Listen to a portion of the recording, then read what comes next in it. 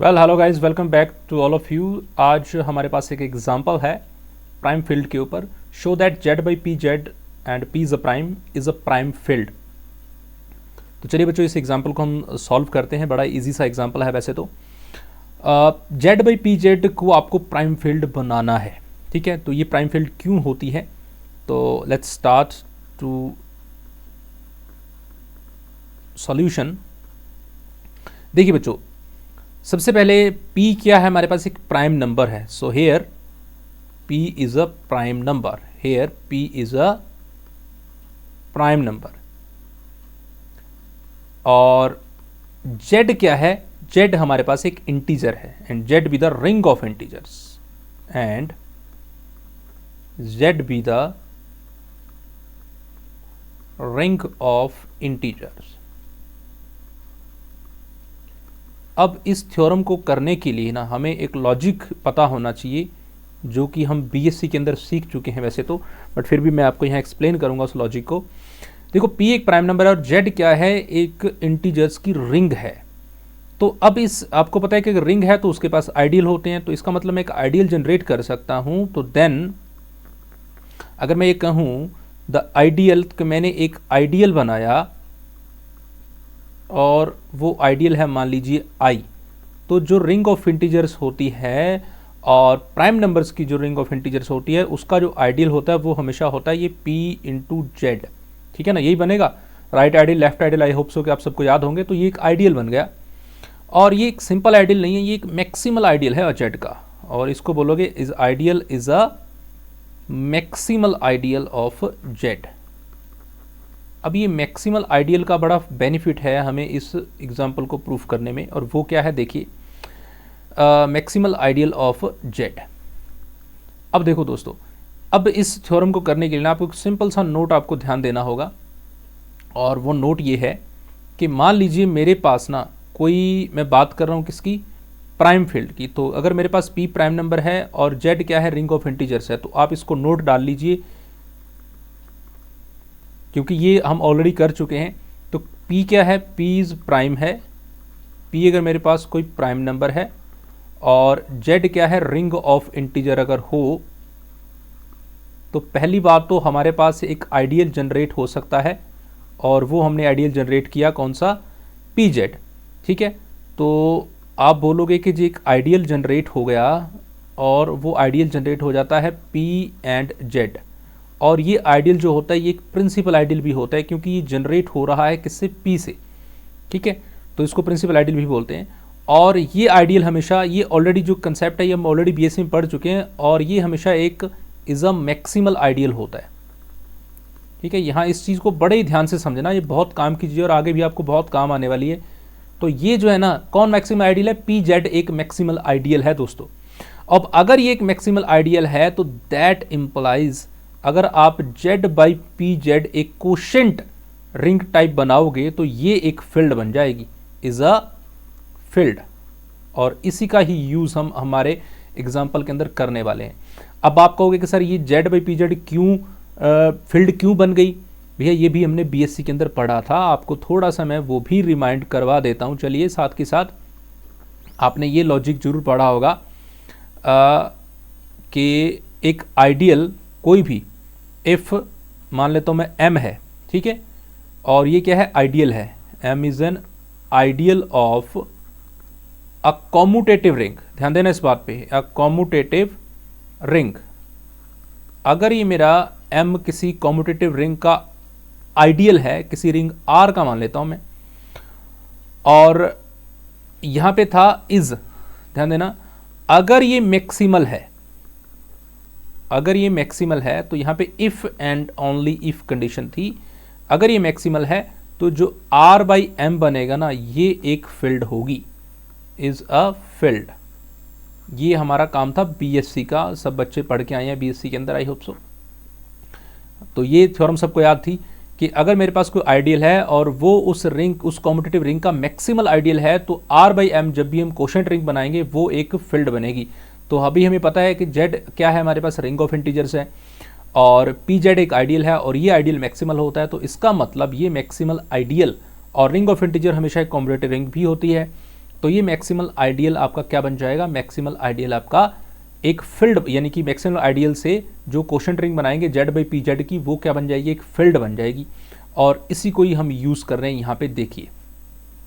तो मैंने कहा कि ये पी जेड बन गया आइडियल और ये मैक्सिमल आइडियल है। इसका मतलब ये जो जेड बाई पी जेड आपकी जो क्वोशंट रिंग बनी, यानी कि that implies Z by P Z जो बन गया, ये क्या बन गया, इज़ अ फील्ड बन गया। M right, is a field. ये पूरे का पूरा उस नोट से उठा के हमने रख लिया, समझिए।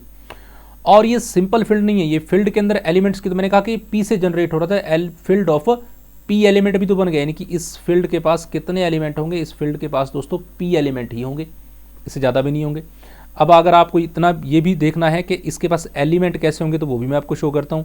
क्वोशंट रिंग आप सब ने बना रखी है, तो ये मैं quotient ring P Z by P Z बना देता हूँ आपको। देखिए कैसे एलिमेंट्स होंगे, ऊपर वाले एलिमेंट्स के वेरी करते हैं, जेड प्लस पी जेड ऐसे होंगे, 1 प्लस, क्योंकि ये इंटीजर्स की रिंग है, 1 plus P Z, 2 plus P Z, 3 plus P Z, ऐसे बन जाएंगे।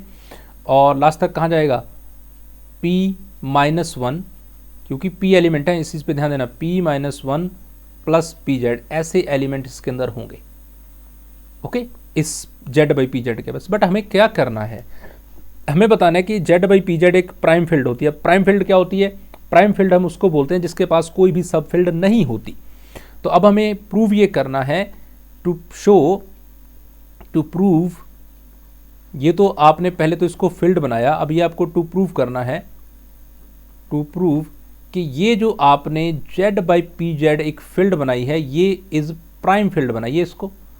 और प्राइम फील्ड तब बनाएंगे जब इसके पास कोई सब फील्ड नहीं होगी, और इसका मतलब हमें एक सब फील्ड लेके चलनी पड़ेगी। तो मैं लेट कर लेता हूँ कि मेरे पास एक सब फील्ड है और उसका नाम है एफ। तो F A B a any sub field, B any, F B any sub field मान लिया मैंने। और ये किसकी है, ये इस जेड बाई पी जेड है, इसको कैपिटल पी से डिनोट करता हूँ मैं, जेड बाई पी जेड की कोई सब फील्ड है ये, ठीक है जी। अब देखो भैया, अब अगर ये सब फील्ड है और ये एग्जिस्ट करती है, तो इसका मतलब इसका ऑर्डर कितना होगा, इसका ऑर्डर कम से कम 2 तो होगा ही होगा, या फिर 2 से बड़ा होगा। क्योंकि भैया अगर 0 और 1, मैंने आपको बताया था कि हर एक फील्ड के अंदर 0 और 1 दो एलिमेंट्स तो होते ही होते हैं।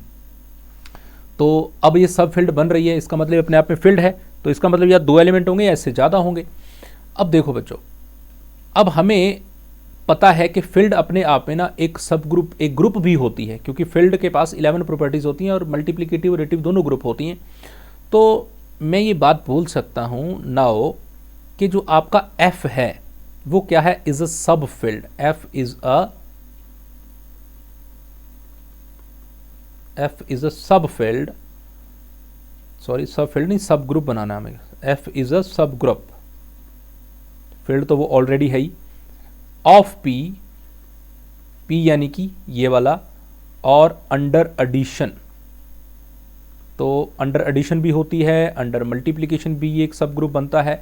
तो एफ आपका सब ग्रुप बन गया। अब हमें ना एक नॉर्मल सब ग्रुप और सब ग्रुप वाली थ्योरम्स हमने बीएससी के अंदर पढ़ी थी, जिसका नाम था लैग्रेंजियस थ्योरम, जिसने ऑर्डर के ऊपर काम किया था।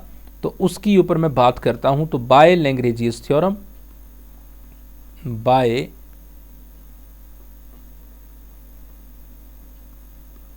लैग्रेंजियस थ्योरम, हम ये बात बोल सकते हैं कि order of F divide by order of P, यानी कि ये क्या है, यानी कि अब इसका सब ग्रुप का ऑर्डर अपने ग्रुप के ऑर्डर को डिवाइड करता है, ठीक है।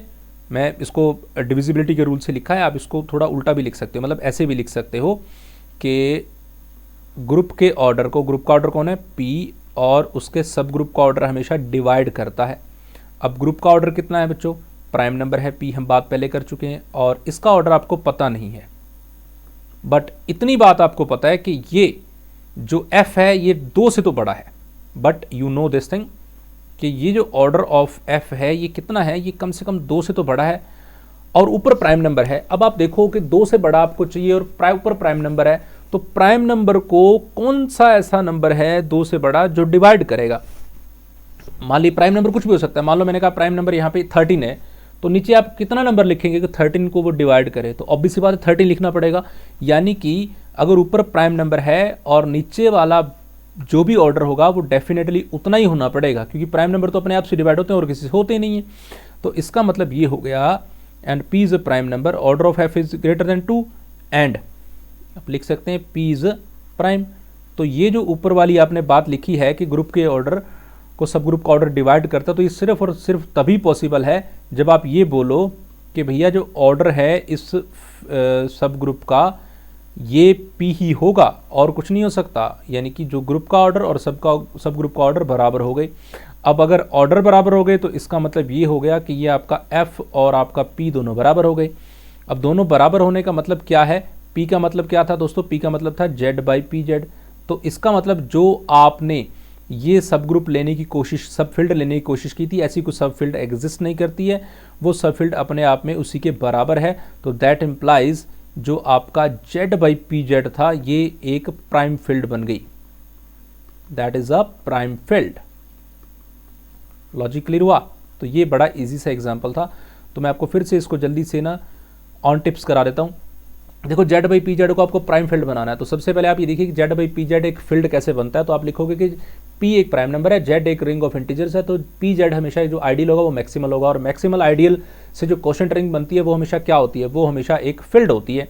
अब हमें बनाना है, इसको फील्ड नहीं बनाना, हमें इसको प्राइम फील्ड बनाना है। तो प्राइम फील्ड बनाने के लिए मैं मान लेता हूँ कि इसके पास कोई ना कोई सब ग्रुप होगा, और उस सब ग्रुप का नाम दे दिया मैंने क्या, f, सॉरी सब फील्ड होगी।